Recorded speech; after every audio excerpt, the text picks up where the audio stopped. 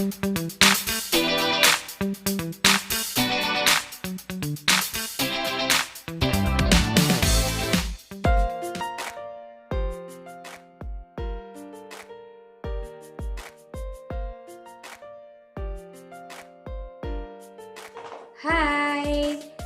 selamat datang lagi di Berbagi Cerita bersama saya Yuyu dan teman saya di situ.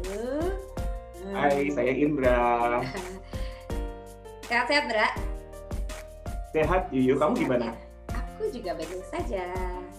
Happy as always. Oke. Jadi teman-teman, kali ini Berbagi Cerita akan mengajak satu teman kami, teman saya dan Indra, cukup dekat kami dengan satu orang ini. Namanya siapa? Namanya adalah Chris Suban Farizi. Biasanya kita panggil dia dengan nama Subi. Nah, nickname-nya ya. Nah, Subi ini pekerjaannya apa? Terus dia ngapain aja sekarang? Kita langsung undang aja biar nggak lama-lama ya. Oke, kita admit dulu ya. Hai, Sub. Hai Mas Indra, Mbak Yuyu, apa kabar? Tanyanya bareng. Baik, kamu gimana? Alhamdulillah baik. Selamat tahun baru. Oh iya, Tahun baru. selamat tahun baru. Bonane, selamat Iya. tahun baru. Bonane, iya. Bonane. Ini kayaknya Subi lagi kayak di daerah dingin gitu ya? Puncak. Oh, Puncak. Oh. Ini di bawah AC Villa Villa gitu ya. Villa. Jakarta hujan, Mbak. Villa. Oh iya, tadi Udah beberapa di hari. Balikpapan juga hujan nih. Mungkin Oke, biar banyak rezeki ya, tahun baru banyak Amin, rezeki. tahun baru. banyak Itu rezeki. Imlek, Mbak. Oh iya. Tahun baru yang lain ya, salah saya ya. Tahun baru yang lain, tahun baru sebelah itu. Lagi. Alhamdulillah kabar baik di sini. Kerjaan Kabar baik di aman? sini. Kerjaan Keluarga? abis closing year end. Jadi lumayan sibuk lah kan kalau Mas Indra atau Mbak Yuyu tahu kalau closing year end di finance itu kan masa-masa krusial. Iya. Jadi ya Tahun baruan di kantor ya? kita benar-benar tahun nggak work from home kan, tahun baruan di rumah tapi sama tahun baru prep langsung kerja lagi. Gitu. Iya. Jadi ya lagi kemarin habis sibuk tapi sekarang udah selesai closing year end-nya. Oh iya. Langsung aja kali ya, kita langsung nanya-nanya Boleh. Subi aja ya. Ya. Oke. Subi ini kan di pekerjaan yang sekarang tadi masih ngomong-ngomong soal closing year end. Boleh nggak diceritain pekerjaan Subi sekarang itu apa? Kalau nggak keberatan gimana juga boleh, biar kita pada tahu Subi ini sekarang kegiatannya apa. Oke, perkenalan dulu ya. Namaku Chris Subhan. Teman-teman biasa manggil aku Subi. Jadi aku tuh kerja di perusahaan migas yang berbasis di Abu Dhabi, tapi dia punya cabang di Indonesia. Posisinya adalah nama title dari posisinya itu adalah koordinator budget and reporting di finance department. Cuman kalau misalkan sebelum aku ngejelasin pekerjaannya itu, please allow me untuk ngasih penjelasan bisnis dunia migas dulu kayak apa, karena takutnya para pendengar mungkin nggak begitu familiar kali ya dengan industri migas. Jadi teman-teman, industri migas itu dibagi 3 jenis. Yang pertama adalah upstream. Upstream itu adalah proses kayak mencari minyak, mengeksplorasi terus mengangkatnya dari dalam bumi. Terus yang kedua adalah midstream, itu adalah kayak mendistribusi minyak dan gas yang habis diambil dari dalam bumi itu. Yang terakhir adalah downstream. Downstream itu kalau misalkan teman-teman tahu, mungkin kayak ada pom bensin, ada aftur, mengolah hasil minyak mentah tadi menjadi produk-produk akhir, itu adalah downstream. Nah, aku tuh kebetulan ada di bagian upstream dari industri migas ini. Perusahaanku yang sekarang ini berbasis di Abu Dhabi, cuman dia punya operasi di beberapa negara termasuk Indonesia. Tadi udah aku sebutkan bahwa title-nya adalah koordinator dari budget and reporting di finance department. Budget and reporting ini apa sih sebenarnya? Jadi kalau teman-teman mungkin kenal, finance itu kan banyak ya cakupannya. Ada accounting, ada mengontrol dari biaya, dan reporting gitu. Nah, aku tuh di yang terakhir, yaitu membuat produk akhir dari finance, which is adalah laporan keuangan. Sebelum itu juga kita memprepare anggaran dari perusahaan ini. Anggarannya ada yang short term setahun, ada yang long term 5 tahun ke depan. Setelah bikin anggaran, lalu kita mengontrol realisasi dari baik itu dari revenue, pendapatannya perusahaan itu, dan juga biaya-biayanya. Stakeholder-nya banyak nih, pengguna dari laporan keuanganku ini banyak. Ada dari internal perusahaan itu sendiri, si headquarter yang berlokasi di Abu Dhabi. Ada juga partner, karena kita kalau misalkan mau ngerjain eksplorasi atau produksi blok migas ini nggak mungkin sendiri. Mahal biayanya, jadi kita butuh partner. Yang terakhir adalah pemerintah. Karena industri migas di Indonesia ini sangat dikontrol oleh pemerintah. Jadi kita melaporkan laporan keuangan kinerja perusahaan ke 3 stakeholder tadi. Headquarter, lalu partner, dan terakhir adalah pemerintah. Itulah kira-kira Mas Mbak, pekerjaanku sehari-hari seperti apa. Banyak ya. Makanya sampai tahun baru dia masih kerja. Ya, demikianlah kira-kiranya. Oke. Thank you Subi. Tadi udah diceritain tentang oil and gas company itu gimana, ada upstream atau hulu ya, ada midstream, ada downstream atau hilir.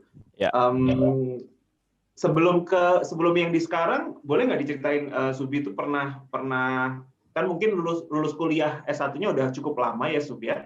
Jadi mungkin bisa diceritain pengalaman kerja sebelum yang sekarang Sub. Jadi kalau mau diceritakan tentang pengalaman kerja dalam artian kayak bekerja secara profesional dan aku mendapatkan benefit, compensation and benefit, sebenarnya aku udah mulai kerja dari kuliah Mas Mbak, sebagai asisten dosen, asisten lab, dan kayak kerja part time gitu di semasa kuliah gitu. Itu pekerjaan pertamaku, pengalaman bekerja secara profesional.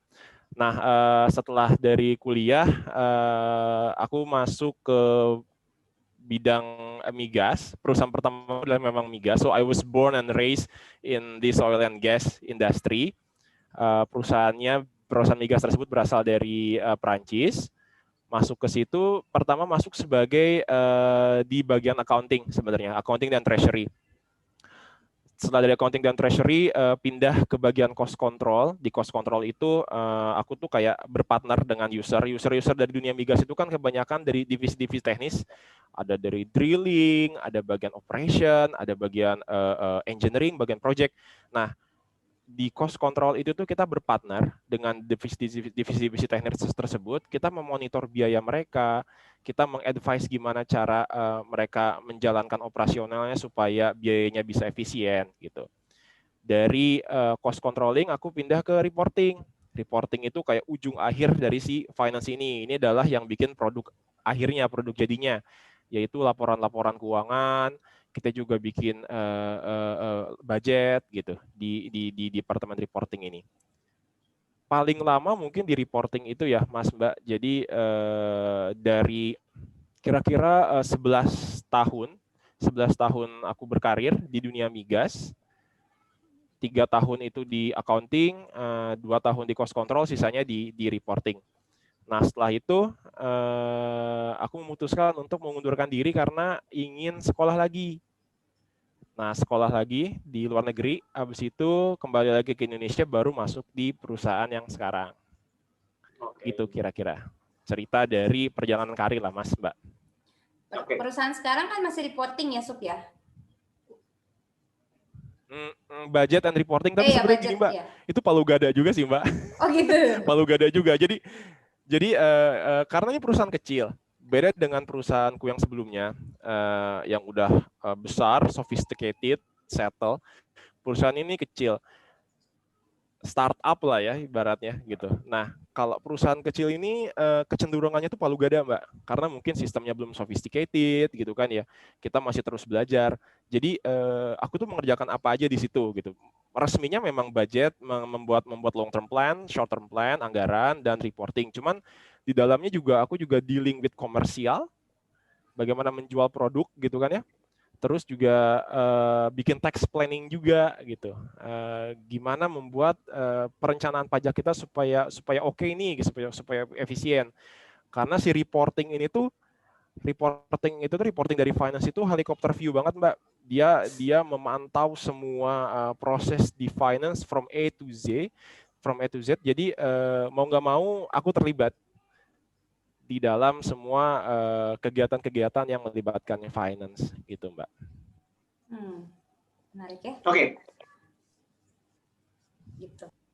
Oke, menarik banget ya yang udah kamu ceritain. Tadi aku pengen highlight soal pekerjaan profesionalnya itu bahkan sudah kamu lakukan sejak sebelum kamu lulus kuliah S1.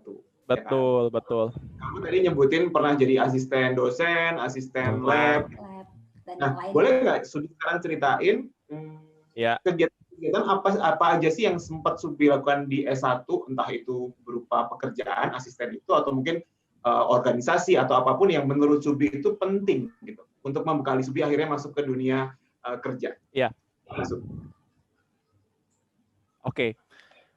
Kalau Mas Indra sama Mbak Yuyu tahu ya, ini kayak anekdot dalam dunia perkuliahan.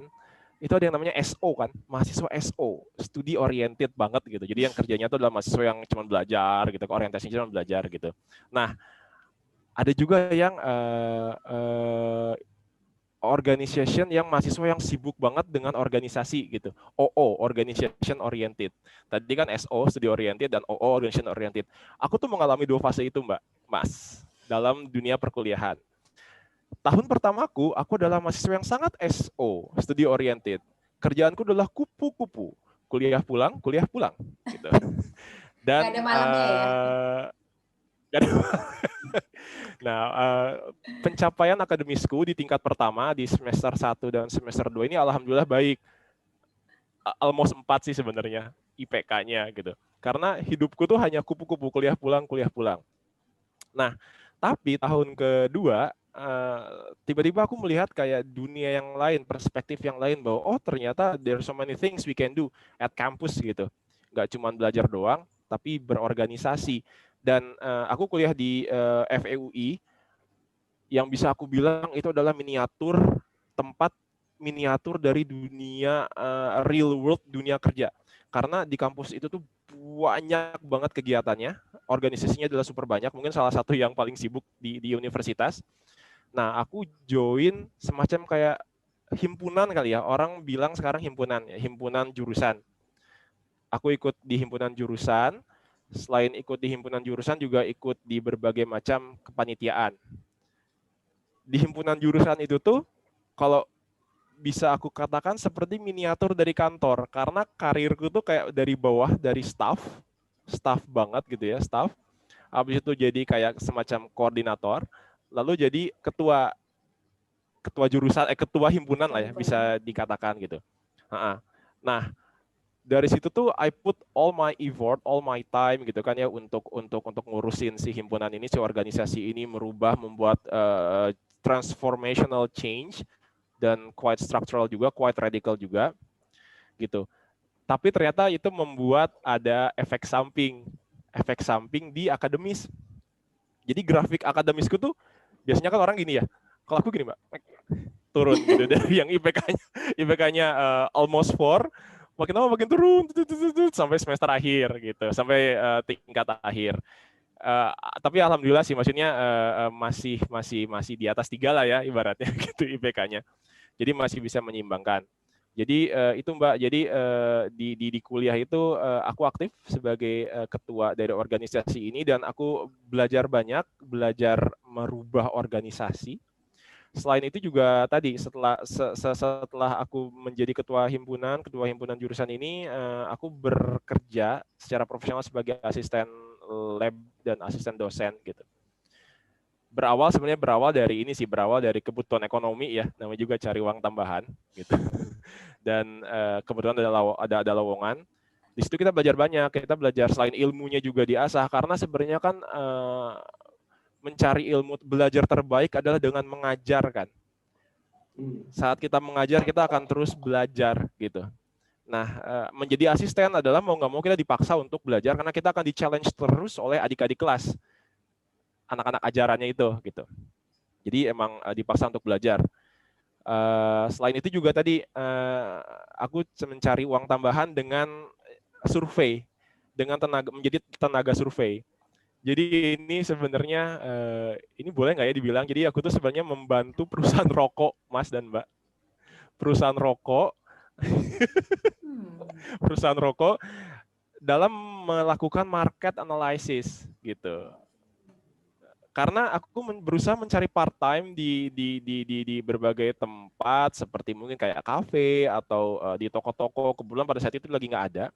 Ada nih si perusahaan rokok ini, dia lagi membutuhkan tenaga survei untuk melakukan market analysis. Jadi kita dikasih form, kita harus mendistribusikan form ini ke target marketnya dalam mahasiswa, kita olah datanya di Excel, tapi nggak terlalu sophisticated. Ini cuma kayak kita ya pakai fungsi-fungsi statistik, habis itu kita kasih balik ke si perusahaan rokok tersebut.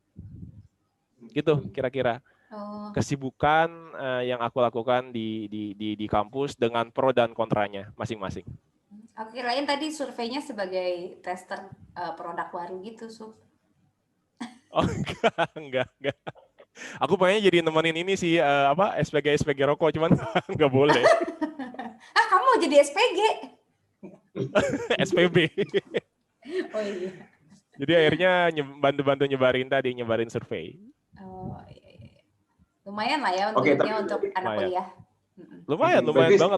Pada saat itu. Lumayan gitu ya. Jadi aku kayak bisa independen secara, jadi kayak orang tuaku mungkin tetap mensupport biaya kuliah, tapi biaya hidup insya Allah sih pada saat itu alhamdulillah udah financial independent ya untuk living cost. Dan nggak cuma dari keuangan kali ya, tapi Subi ngerasa nggak sih itu membantu Subi somehow untuk mempersiapkan Subi masuk dunia pekerjaan yang sesungguhnya? Of course, tadi kan aku bilang ya. Ya, jadi aku bilang bahwa uniknya di kampusku ini, ya ini mungkin salah satu kelebihan kampusku. Jadi organisasinya tuh di-run secara sangat profesional.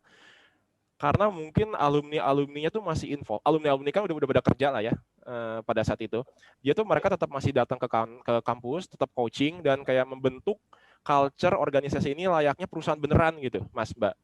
Jadi saat aku menjadi pengurus, aku tuh benar-benar berasa jadi kayak eksekutifnya gitu loh, komite eksekutif dari organisasi ini.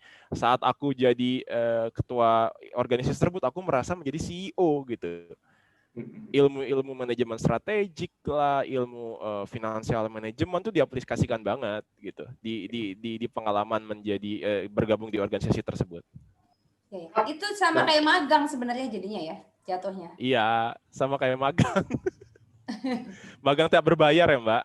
Nggak apa-apa, magang itu nggak harus berbayar. Tapi yang penting adalah pengalaman apa yang didapatkan sehingga memberi manfaat ke kita untuk diaplikasikan di kehidupan dunia kerja selanjutnya. Betul. Kehidupan sehari-hari kita. Karena dunia kerja kan not 100% about technical skill or academic skill.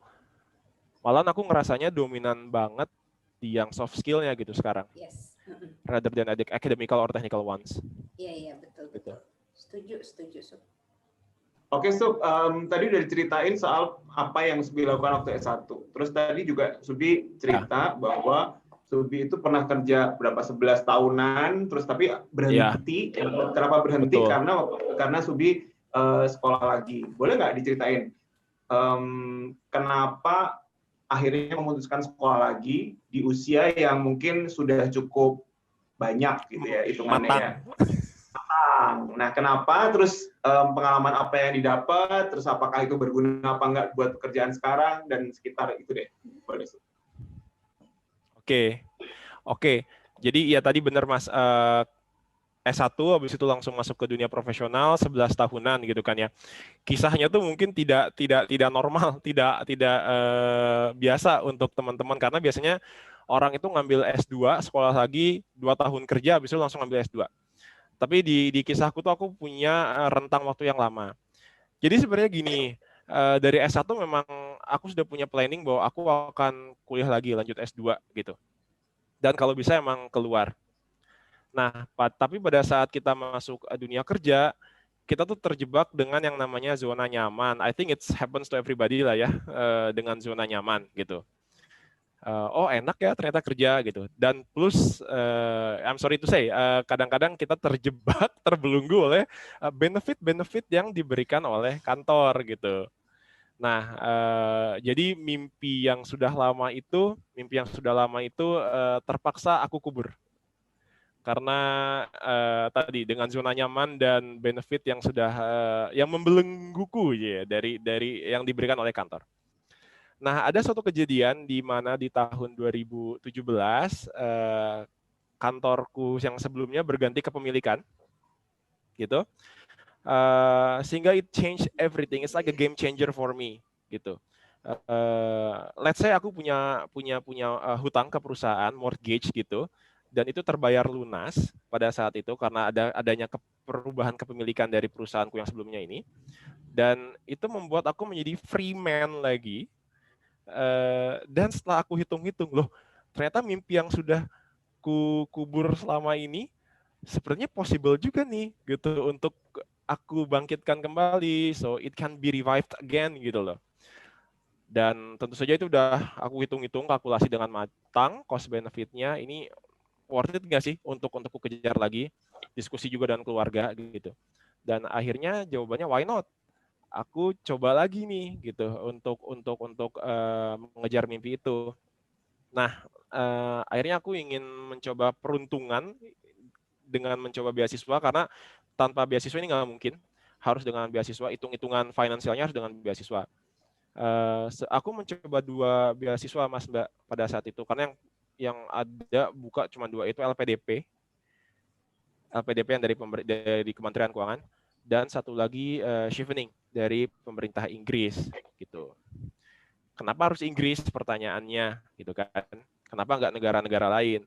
Karena Inggris itu, UK ini satu-satunya ya, kalau nggak salah mungkin satu-satunya yang bisa memberikan jangka waktu S2 cuma 1 tahun gitu, 1 tahun. Sementara di banyak negara lain itu 2 tahun mungkin.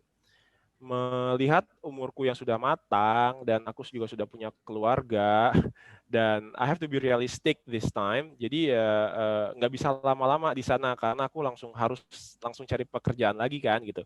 Nah, opsi yang ada ya Inggris. Kenapa ya? Sudah aku ambil aja, apply saja ke kedua beasiswa ini, LPDP dan Chevening gitu. LPDP kebetulan kurang beruntung, gagal di seleksi pertama. Tapi Chevening ini terus lanjut dan akhirnya dapat, alhamdulillah. Aku berangkatlah ke Inggris gitu. Dengan sudah pertimbangan yang sangat matang, aku berangkat ke Inggris untuk mengambil S2 di sana. Sebenarnya ada pertimbangan yang lain gitu, Mas dan Mbak, selain tadi ya, selain kayak game changer yang terjadi yang membuat mimpiku kembali memungkinkan, yaitu kan aku udah lama banget nih 11 tahun di kantor gitu kan ya, terjebak zona nyaman, so I need to be academically challenged gitu. Karena aku merasa dengan span waktu yang cukup lama di pekerjaan itu, kok aku merasa tantangannya kurang ya gitu. Aku pingin secara kapasitas academically aku pengen di-challenge lagi gitu. That's why aku beranikan lagi untuk ngambil S2 ini, untuk belajar lagi. Perubahan yang sangat susah buat aku karena ibaratnya kayak udah menjadi pekerja kantoran yang sangat lama, tiba-tiba harus sekolah lagi gitu loh, menjadi mahasiswa kembali. Yang which is sebenarnya kalau misalkan secara technically keteknikan ilmu itu mungkin lebih susah dibanding kerja kantoran gitu Mbak, kuliah lagi. Jadi itu faktor yang harus aku hitungkan dalam cost benefit analysisku gitu. Oke, terus aku akhirnya setelah berdiskusi dengan istri, anak gitu kan ya, akhirnya aku berangkat sendiri karena istriku kebetulan punya karir juga di Indonesia di sini, tidak bisa ditinggalkan, jadi aku harus berangkat sendiri ke Inggris sana. Nah, itu jarang sekali sih Mas Mbak ada orang yang sudah berkeluarga tapi pisah gitu kuliah sendiri. Biasanya rata-rata kalau misalkan anak S2 yang sudah punya keluarga itu diboyong semuanya ke sana. Nah, jadi aku jadi single fighter nih di Inggris sana gitu. Dengan tantangannya sendiri gitu. Tantangan yang paling besar ya tentu saja ya kangen sama keluarga gitu. Itu yang paling besar di sana. Cuman ya after all this time, it's totally worth it untuk mengambil S2 itu. Jurusan apa, Subi, S2-nya kemarin? Jadi gini, nah ini, kalau aku boleh sedikit cerita ya, S2 ini tuh it's more about self-discovery sih, Mbak. Proses aku mencapai S2 beasiswa dan S2-nya itu disebut more self-discovery. Karena aku mau cerita dulu ya tentang proses aplikasi beasiswa ini. Aplikasi beasiswa ini nggak mudah gitu. Jadi si Chevening ini benar-benar ngelihat orang yang punya tujuan yang very very spesifik gitu. Kalau misalkan orang mau nge-apply beasiswa tapi tujuannya karena aku pengen aja ke luar negeri, aku pengen aja kuliah keluar gitu, kuliah S2. Itu tuh susah gitu, Pak, untuk mendapatkan karena mereka butuh orang-orang yang with very clear objective, very clear goal. Abis dari sana lu mau ngapain? Pas balik lagi ke negara lu mau ngapain gitu. Apa yang akan kamu lakukan dengan ilmu-ilmu yang telah kamu dapat ke sana? Jadi it's about self discovering sebenarnya aplikasi beasiswa ini karena aku harus berpikir oke, aku ke sana gitu. Aku tuh mau belajar apa di sana? Terus setelah balik lagi ke sini seperti pertanyaan Mas Indra, berguna nggak sih gitu untuk karirku ke depan gitu. Nah, ilmu yang aku ambil adalah energy finance, Mbak. Kenapa energy finance? Karena aku sudah belasan tahun lah ya punya karir di bidang oil and gas. Aku suka dengan ilmu ini, dengan bidang ini, bidang energi. Energi itu bidang yang hajat hidup orang banyak banget lah buat Indonesia. Karena penerimaan non pajak terbesar kita masih dari sektor migas, masih dari sektor energi gitu. Jadi memang sangat worth it untuk diselami. Nah, satu-satunya, nggak satu-satunya sih, kampus yang menawarkan subjek tentang energy finance ini sedikit. Cuman ada Edinburgh, Aberdeen, sama Dundee, University of Dundee. Nah, jadi aku memilih Edinburgh sebagai pilihan pertamaku dan keduanya Aberdeen, University of Aberdeen, lalu yang ketiganya University of Dundee. Di energy finance ini menarik, Mbak. Aku belajar banyak.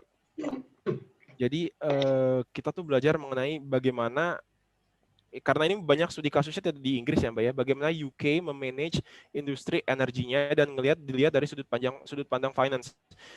Contohnya gimana kalau misalkan kita pengen bikin project solar gitu. Bagaimana financing dari project itu. Lalu kita juga belajar tentang yang namanya carbon trading. Bagaimana cara kita bisa trading karbon untuk mengurangi emisi gas efek rumah kaca gitu. Jadi sebenarnya kalau misalkan aku boleh jujur, belajar energy finance itu udah benar-benar super sophisticated lah dibanding Indonesia yang mungkin masih terbatas sumber energinya dari coal atau dari oil and gas. Di UK sana tuh udah benar-benar 10 steps ahead gitu. Mereka udah benar-benar di renewables gitu belajarnya. Cuman tetap kerangka berpikir finance, di mana di sini kita harus sangat analytical banget. Kita ngitung rasio-rasio keuangan dari project-project energi ini.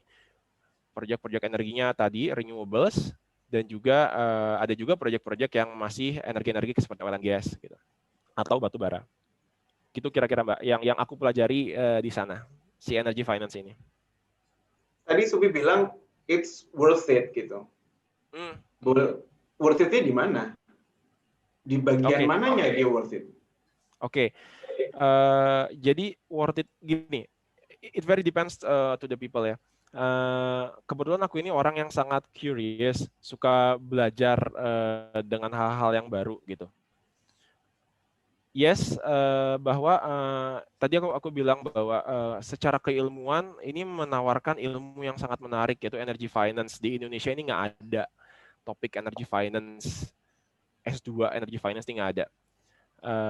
Aku sangat suka dengan topik ini. Worth it dalam artian gini,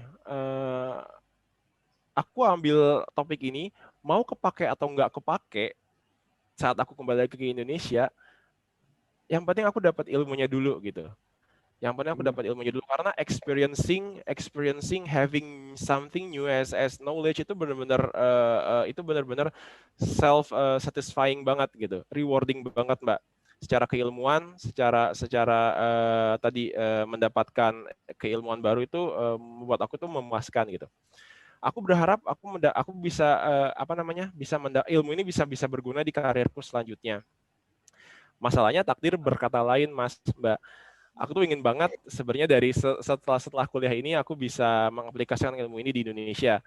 Aku pengen bekerja di sektor konsultan energi. Sebut saja seperti kayak Wood Mackenzie atau IHS dan perusahaan-perusahaan konsultan energi lainnya. Aku apply, tapi kurang beruntung, belum bisa keterima gitu. Nah, ada satu perusahaan yang tadi aku bilang bahwa perusahaanku sekarang gitu kan, dia lagi butuh orang. Ya sudah, aku coba apply ke sana dan alhamdulillah keterima. Nah, terus ilmu yang tadi gimana dong? Nggak kepake dong? Nggak juga, karena kebetulan perusahaanku yang sekarang ini kan tadi aku udah cerita ya, perusahaanku sekarang ini adalah perusahaan yang kecil gitu ya, ibaratnya kayak masih startup, masih palu gada. Aku tuh sekarang terlibat dalam proses, ibaratnya tuh kayak selain finance, tapi aku juga menghitung keekonomian dari project-project yang ada di perusahaanku yang sekarang, which is ilmunya sedikit banyak kepake karena pada saat aku di UK sana aku belajar tentang project financing gitu, bagaimana menghitung keekonomian suatu project gitu. Meskipun kalau di UK sana tuh kebanyakan renewables ya, karena UK udah sangat advance banget. Di Indonesia masih seputar oil and gas, masih seputar migas. Gitu Mas. Kalau kita lihat dari sisi keilmuannya. Oke.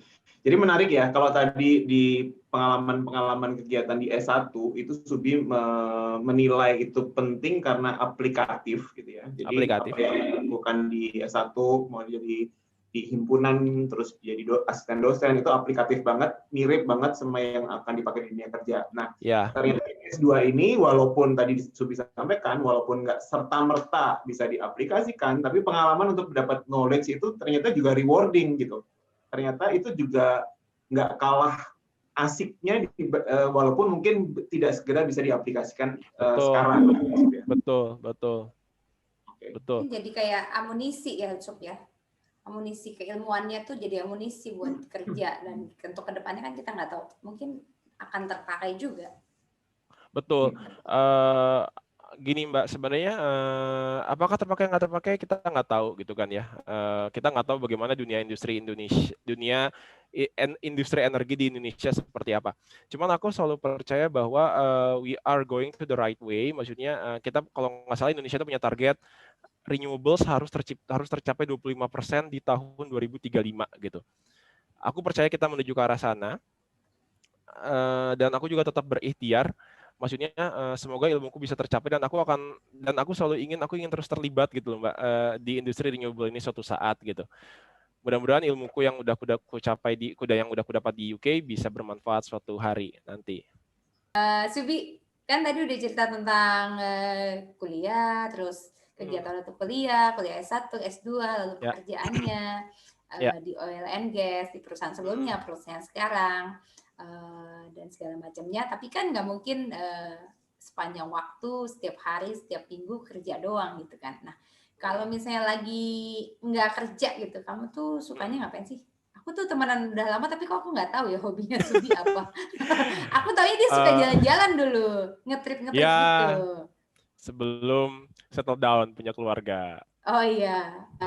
Enggak sih, sebenarnya kalau misalkan sama pas punya keluarga juga kita tetap menganggarkan, merencanakan seenggaknya setahun sekali atau setahun 2 kali tetap jalan-jalan. Cuman karena sekarang lagi pandemi, jadi ya nggak bisa kemana-mana. Aku lagi fokus nih Mbak sama olahraga, lagi suka lari, karena lari itu tuh dari kenyataan dan dari kerjaan. karena lari itu olahraga yang sangat mudah, murah gitu kan ya, dan lumayan aman lah lagi di masa pandemi ini gitu.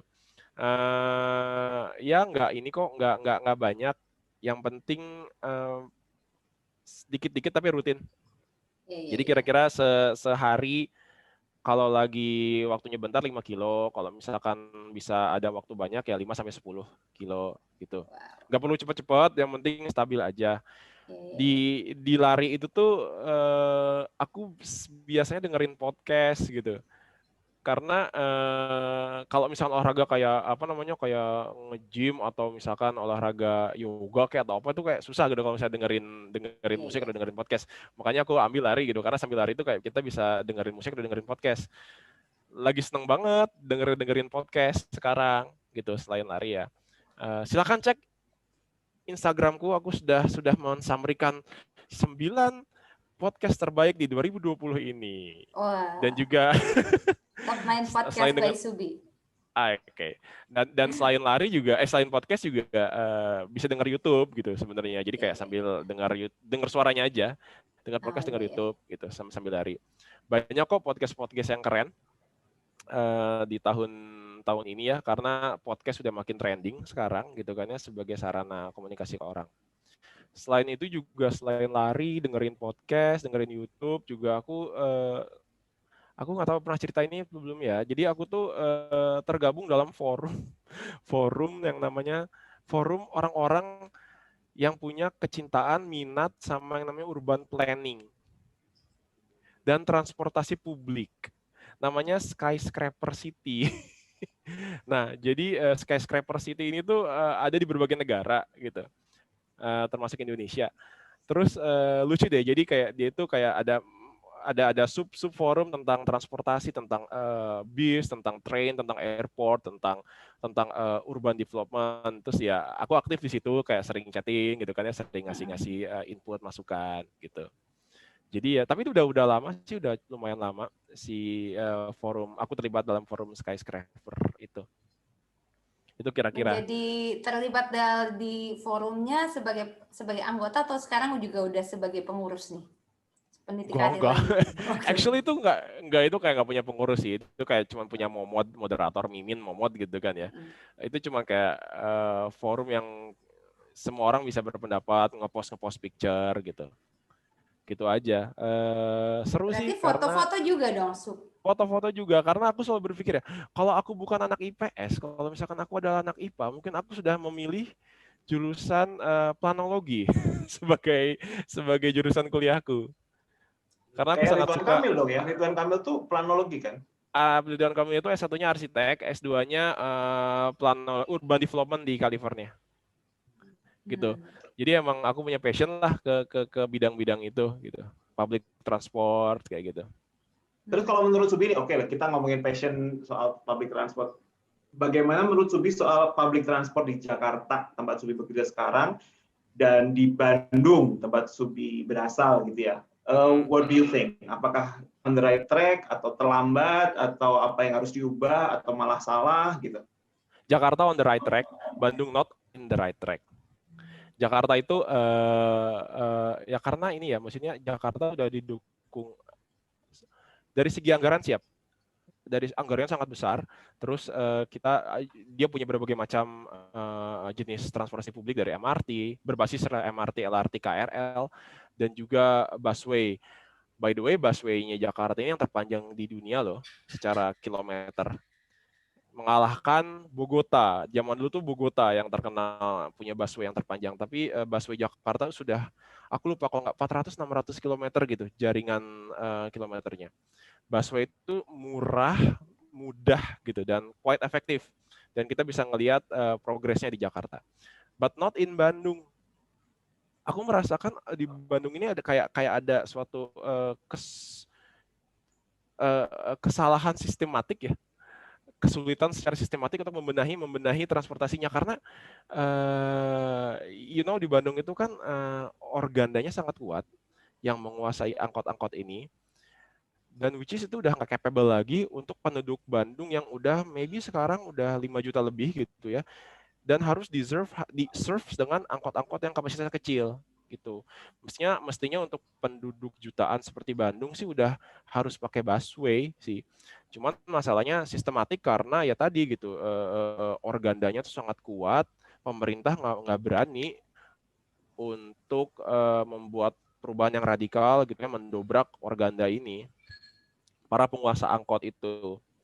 Akhirnya yang dibikin adalah malah di Bandung malah dibikin flyover, nambah flyover lagi, nambah jalan gitu. So it doesn't help the traffic jam, itu malah membuat mobil makin banyak. Oke. Oke, thank you Subi. Udah cerita banyak banget kegiatan-kegiatan dari kuliah dulu apa, terus pentingnya berorganisasi, pentingnya nyobain jadi asisten dosen supaya siap masuk dunia kerja. Terus pentingnya juga untuk tidak berhenti bermimpi atau Betul. berani menghidupkan mimpi-mimpi masa lalu, tentu tidak dengan gegabah tapi dihitung segala macamnya dengan sekolah lagi gitu kan ya. Dan itu pun nggak berhenti gitu, walaupun sudah relatif lama punya pengalaman ini itu, pernah sekolah segala macam, tapi itu belum selesai, masih ada sasaran-sasaran lain yang ingin dialami. Artinya kan nggak settling down gitu, nggak. Istilah kata tuh stay hungry, stay foolish lah ya. Ya, stay hungry, stay foolish.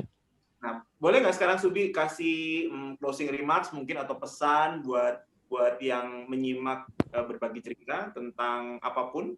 Silakan Subi. Ya. Thank you Mas, Mbak. Melanjutkan tadi ya dari perkataannya Mas Indra, betul, stay hungry, stay foolish. Yang pertama adalah kita harus tetap belajar. Aku tuh punya moto Mas, Mbak, ancora imparo, I'm still learning gitu. Every day still learning. Perintah pertama Tuhan ke manusia juga belajar kan, Ikra kan, bacalah atas nama-namaku gitu loh. Dengan nama Tuhanmu, sorry. Jadi emang kita harus still learning, even though kita udah sangat lama di suatu bidang gitu. Jangan pernah merasa puas. Yang kedua adalah buat teman-teman nih, aku tuh merasa ya di dunia kerja sekarang ada ada tiga hal yang ability yang sangat penting dikembangkan di dunia kerja. Yang pertama adalah critical thinking. Critical thinking yang kita tuh harus kritis dalam pekerjaan kita, dalam menghadapi perubahan-perubahan, kita harus kritis. Jangan takut untuk mengutarakan kekritisan itu, speak up. Yang kedua adalah kolaborasi. Selain critical thinking adalah kolaborasi. Karena di masa sekarang itu ya memang harus ada kolaborasi di antara semua elemen yang ada di perusahaan gitu. Dan yang ketiga adalah business acumen, kesadaran setiap unit di dalam suatu organisasi atau dalam suatu perusahaan tentang aspek-aspek profitability atau keuangan di bisnis tersebut gitu. Karena kalau misalkan yang aku lihat trennya nih Mas dan Mbak, aku bekerja di perusahaan oil and gas, which is a very engineering company lah ya. Kadang-kadang user-user itu tuh agak kurang berpikir impact dari yang mereka lakukan terhadap aspek keuangan perusahaan. In the end of the day, we are doing business here, gitu kan ya. Yang dilihat adalah performance keuangan, gitu tentu saja. So bukan berarti aku mempromosikan keuangan ya, tapi that's the reality gitu. Jadi mau nggak mau, emang setiap user, setiap para divisi yang ada di perusahaan, any kind of industry, harus ngerti nih sebenarnya tentang financial literacy lah, ibaratnya kayak seperti itu. Profitability, impact yang bisa diberikan terhadap performance perusahaan secara keuangan. Gitu kira-kira. Jadi tadi 3 skill yang sangat bermanfaat Mas Mbak di dunia kerja saat ini, yaitu critical thinking, kolaborasi, sama business acumen. Kalau boleh aku singkat Subi, supaya mudah diingat, itu 3C Subi. 3C. Ya, itu creative thinking, first is creative thinking, second is collaboration ya, collaboration. Yang ketiga adalah cuan ya, cuan. Untung, duit gitu. Okay. Gitu ya. Itu aku jadi ingat suatu, iya, ada petinggi suatu BUMN yang mengeluarkan satu 3C itu. Iya. Cuan, cincai, sama apa satu lagi aku lupa.